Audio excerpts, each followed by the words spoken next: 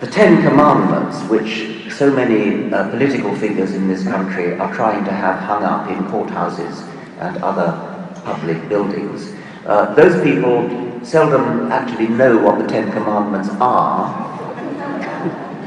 Thou shalt have no other gods before me. Is that really a moral principle we should be living by? At the time when that was written down, the Jews were polytheists, or had recently changed from polytheism. They believed that lots of gods existed, and they were under very strict instructions to worship only one of them, the jealous God. Thou shalt not make unto thee any graven image. A moral principle to live by. Don't make any graven images. Thou shalt not take the name of the Lord thy God in vain. Aren't there better things to worry about?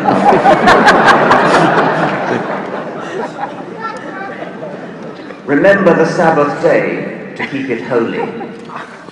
You may be familiar with the passage in Numbers 15:32, which I'll read to you. And while the children of Israel were in the wilderness, they found a man that gathered sticks upon the Sabbath day.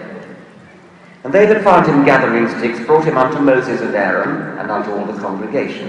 And they put him in ward, because it was not declared what should be done to him.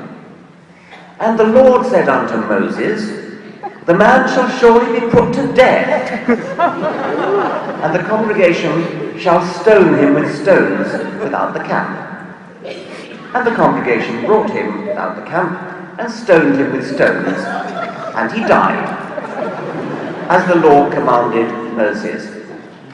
What a wonderful moral God!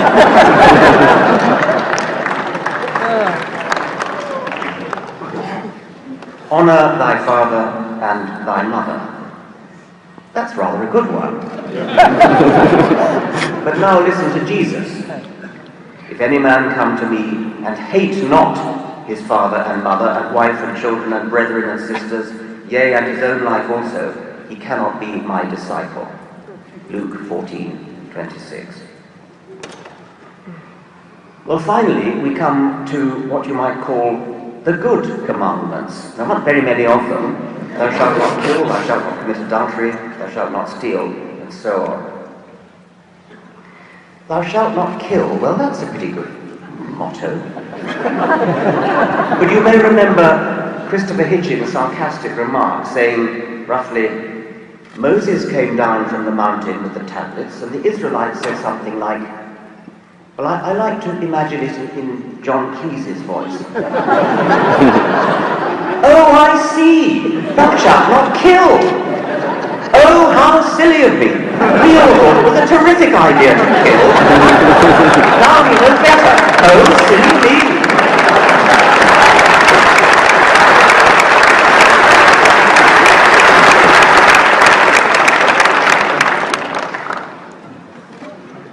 Anybody who has ever read the Old Testament will certainly not wish to get their morals from it. And if you meet anybody who gets his morals from the Old Testament, I think you'd be wise to give him a wide berth. But it's not just the Old Testament. The New Testament is just as bad. The odious doctrine of the redemption of sins by Jesus. This is not Jesus' own doctrine, by the way. This is St. Paul.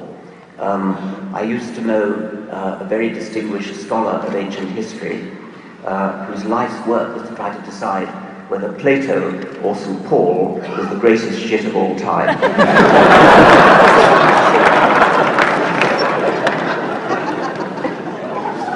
The doctrine of the redemption of original sin is roughly like this. God, the creator of the universe, the deviser of the laws of physics, of quantum mechanics, of relativity, this genius God couldn't think of a better way to forgive our sins than to come down to earth as his alter ego, his son, and have himself hideously tortured and executed so that he could forgive himself on behalf of all mankind, including future people, whether or not they actually intended to sin when their time finally came. Actually, according to Christian theology, it doesn't matter whether you personally sin, because whether you sin or not, you are born in sin. You inherit the sin of Adam. Adam, who we now know, of course, never existed. You inherit the sin of Adam, and it comes down to you, according to St. Augustine, via the semen of all your male ancestors since Adam. What a disgusting doctrine! We are all born in sin because of our remote ancestor Adam, who never existed, and the doctrine of original sin still goes on, even in churches such as the Roman Catholic Church, which presumably accepts that Adam never existed.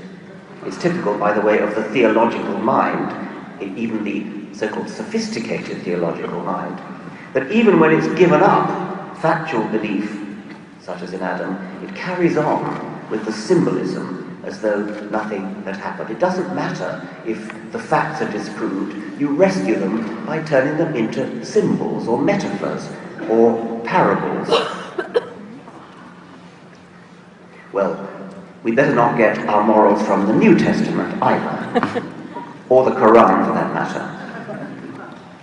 I suppose the other way in which you might think you could get your morals from religion would be fear of the divine spy camera in the sky.